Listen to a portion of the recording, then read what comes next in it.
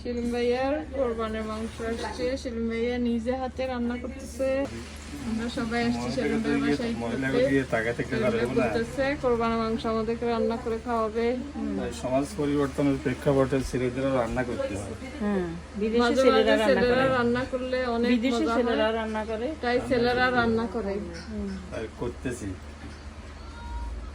সাথে থাকুন, দেখাবো সেলিম ভাইয়ের মাংস রান্না। পুরুষ মানুষের যেটুকু পারা। ওকে, সেলিম ভাইয়া সুন্দর করে মরিচ, হলুদ, এলাচি, দারচিনি, কাঁচা মরিচ সব কিছু দিয়ে তারপরে মাংস রান্না করতেছে। আর আমি জানি তো এগুলা। ও, সেলিম ভাই বলছে জানে, আগে অনেক থেকে এগুলা মজা করে জানি। রান্না করে। কারণ এরা শিখে রাখতে হয়, সব পুরুষও শিখে রাখতে হয় এগুলা। ওকে,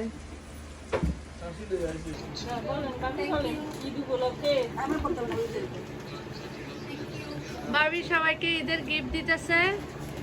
ফার্স্টে মুনাকে দিছে, এখন বেবির মা জারার আম্মাকে দিতেছে।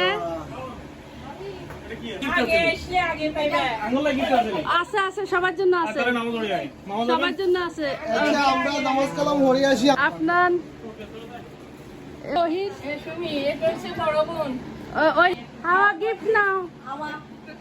আমি নিজের হাতে কোরবানির মাংস রান্না করতেছি। আমার রান্না মহিলাদের চেয়ে কোনো অংশে কম না। তো যার যার খাওয়ার ইচ্ছা সবাই এখানে অংশগ্রহণ করতে পারেন। দেখে বুঝবেন সব ছেলেদের একটু কম বেশি রান্না জানতে হয়। সময়ের প্রেক্ষাপটে সবারই রান্না জানা খুবই দরকার। সময় পরিবর্তন হয়েছে, সমাজ পরিবর্তন হয়েছে, কোনো কাজকে ছোট করে দেখা উচিত না। তাই নিজের হাতে ঈদের দিনে রান্না করতেছি। সবাই আমার রান্না খাওয়ার জন্য রেডি হয়ে বসে আছে। আমার সব ভাই বোনেরা এখন আমার রান্না খাওয়ার জন্য বসে আছে। আমার বাসার ব্যাক ইয়ার্ডে সবাই দলবদ্ধভাবে বসে আছে।